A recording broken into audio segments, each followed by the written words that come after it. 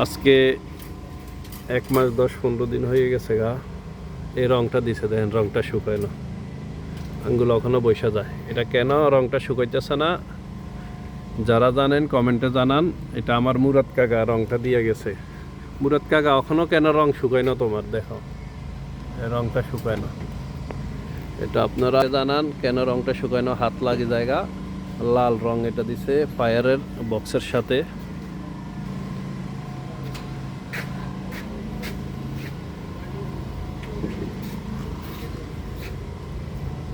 রহিম কাকা উমরাতে গেছেন, রহিম কাকার তো যোগাযোগ করতে পারতেছি না, ওর নেটওয়ার্ক পাওয়া যাইতেছে না, এই জন্য